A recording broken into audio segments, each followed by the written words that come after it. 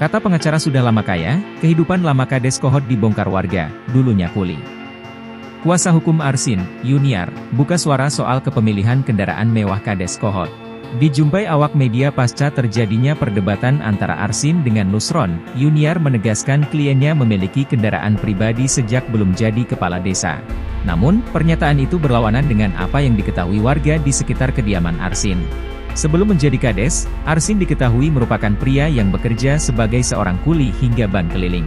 Seorang warga desa Kohot yang enggan menyebutkan nama sebenarnya mengatakan, dari segi ekonomi, Arsin dulunya termasuk menengah ke bawah.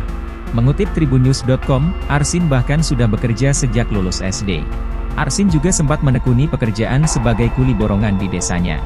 Setelah berhenti sebagai kuli dan ban keliling, Arsin mencoba peruntungan di dunia pemerintahan. Pada tahun 2019, Arsin mencalonkan diri sebagai Kades Kohot, tapi gagal.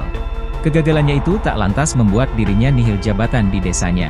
Setelah gagal, Arsin didapuk menjadi sekretaris desa, Sekdes. Barulah pada tahun 2021, Arsin mencalonkan diri kembali dan terpilih menjadi Kades. Sejak menjabat sebagai Kades, kekayaannya meningkat pesat, terutama setelah terlibat dalam proyek pembangunan PIK 2. Arsin juga diketahui memiliki sejumlah mobil mewah, salah satunya Jeep Wrangler Rubicon.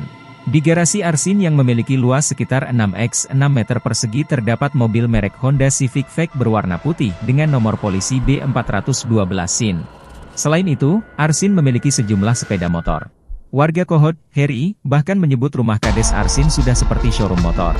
Rumahnya seperti showroom motor, kata Heri, Selasa, 21 Januari 2025. Meski demikian, Edi, pekerja di rumah Arsin menyebut bahwa Jeep Rubicon milik majikannya itu dibeli secara kredit.